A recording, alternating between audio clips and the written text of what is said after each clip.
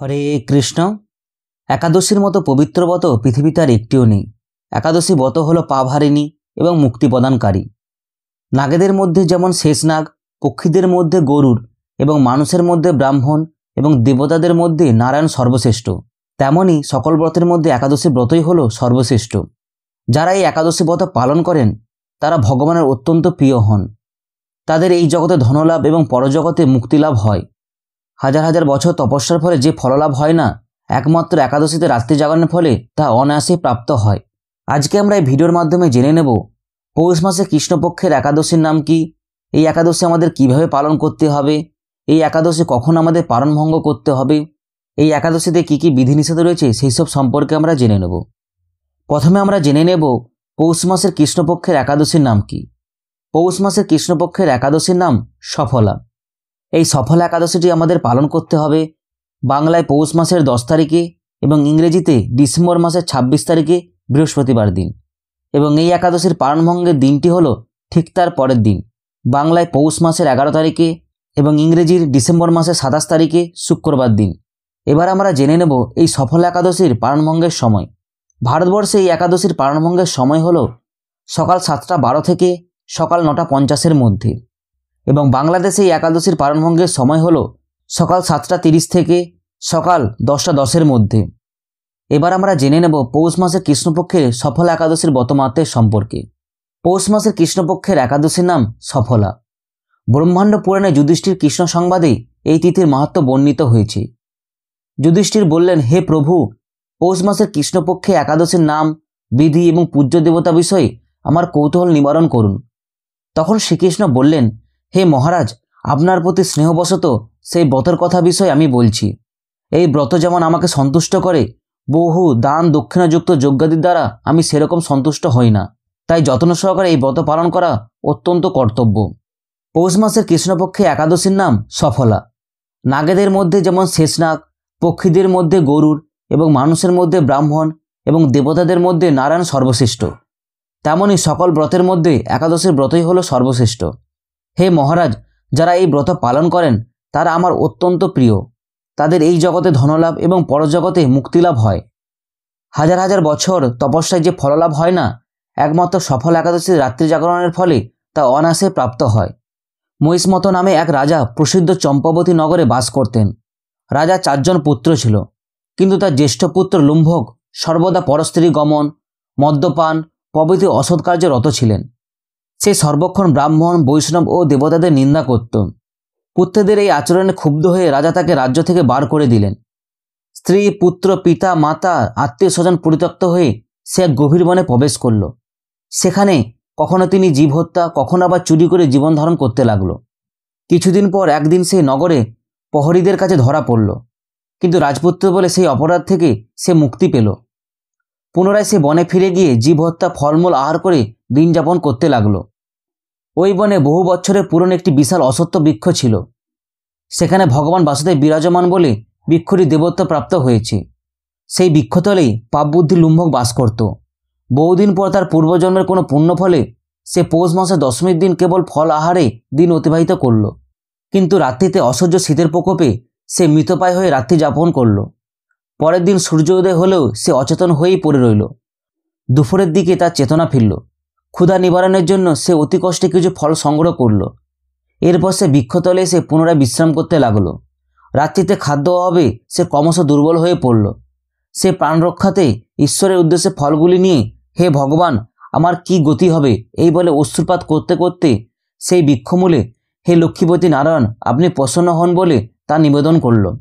এইভাবেই সে অনাহারে এবং অনিদ্রায় সে রাত্রি যাপন করল। ভগবান নারায়ণ সেই পাপীর লুম্ভকের রাত্রি জাগরণকে একাদশীর জাগরণ এবং ফল অর্পণকে পূজা বলে গ্রহণ করল।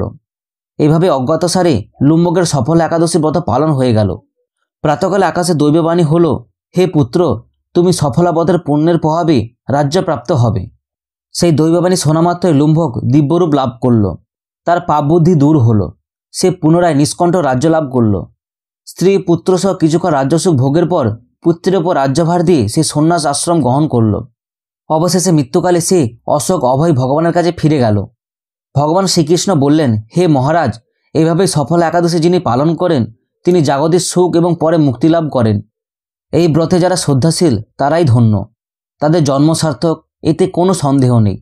এই ব্রত পাঠ ও শ্রবণে মানুষের রাজস্বযজ্ঞের ফললাভ হয়। এই ছিল পৌষ মাসের কৃষ্ণপক্ষের সফল একাদশীর ব্রতমাহাত্ম্যের সম্পর্কে। এবারে আমরা জেনে নেব এই একাদশী আমরা কিভাবে পালন করব এবং এই একাদশীতে কি কি বিধিনিষেধ রয়েছে। এটা আমাদের সবসময় মনে রাখতে হবে যে একাদশীর আগের দিন এবং একাদশীর পরের দিন মোটেই 3 দিন আমাদের নিরামিষ আহার গ্রহণ করা উচিত।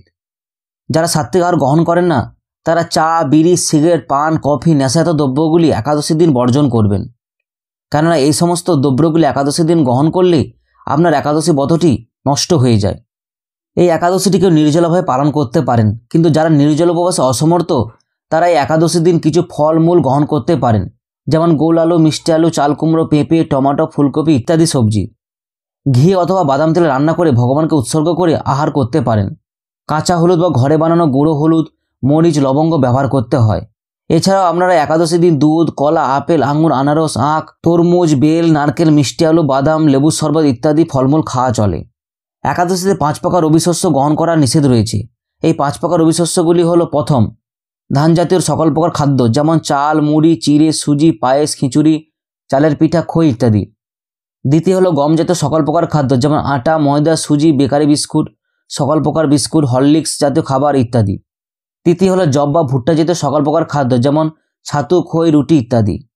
চতুর্থ হলো ডাল জাতীয় সকল প্রকার খাদ্য, যেমন মুগ, মুসরি, মাসকলাই, খেসারি কলাই, ছোলা, মটরশুঁটি, বরবটি, শিম ইত্যাদি। পঞ্চম হলো সয়াবিন তেল, সরিষার তেল, তিল তেল ইত্যাদি। এই যেসব 5 প্রকার রবিশস্যের কথাগুলি বললাম, এই 5 প্রকার রবিশস্যের মধ্যে যে কোনো আপনি একটি যদি গ্রহণ করেন তাহলে আপনার একাদশীর ব্রতটি নষ্ট হয়ে যায়। একাদশী করলে কেবল যে নিজের জীবন সদ্গতি হয় তাই নয়, একাদশী ব্যক্তির পথে পিতা মাতা নিজ কর্মদোষে নরকবাসী হন, সেই সব পুত্রই পিতা মাতাকে নরক থেকে উদ্ধার করতে পারবে। একাদশীতে অন্নভোজন করলে যেমন নরকবাসী হতে হয়, তেমনি অপরকেও অন্নভোজন করালেও নরকবাসী হতে হয়। তাই কাজেই একাদশী ব্রত পালন করা সকলেরই কর্তব্য।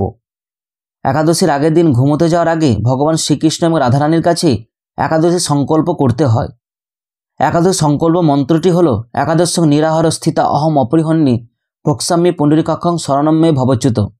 যার কথায় অর্থ হলো, হে পুণ্ডরীকাক্ষ, হে অচ্যুত, আমি একাদশীর দিন উপবাসপূর্বক এই ব্রত পালন করবার জন্য আপনার শরণ গ্রহণ করছি। একাদশী ব্রতের আগের দিন রাত 12টার আগে অন্নভোজন সম্পন্ন করে নেওয়া উচিত। ঘুমোতে যাওয়ার আগে দাঁত ব্রাশ করে নিতে হয় এবং মুখে লেগে থাকা অন্নগুলিকে পরিষ্কার করে নিতে হয়।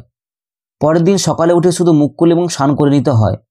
একাদশীর দিন সবজি কাটা থেকে সতর্ক থাকতে হয়, যেন না কোথাও কেটে না যায়। একাদশীর দিন রক্তক্ষরণ বর্জনীয়, তাই দাঁত ব্রাশ করার সময় যাতে রক্তক্ষরণ না হয় সেই দিকে আমাদের লক্ষ্য রাখা উচিত।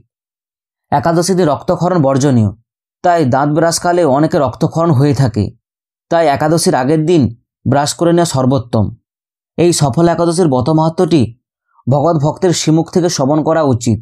যদি তা সম্ভব না হয় তাহলে নিজেকে ভক্তি সহকারে পাঠ করতে হবে। একাদশীতে রান্নার ক্ষেত্রে 5 ফোড়ন ব্যবহার থেকে সতর্ক থাকা উচিত, কেননা 5 ফোড়নে সরিষার তেল, তিল থাকতে পারে, যা একাদশীর দিন বর্জনীয়।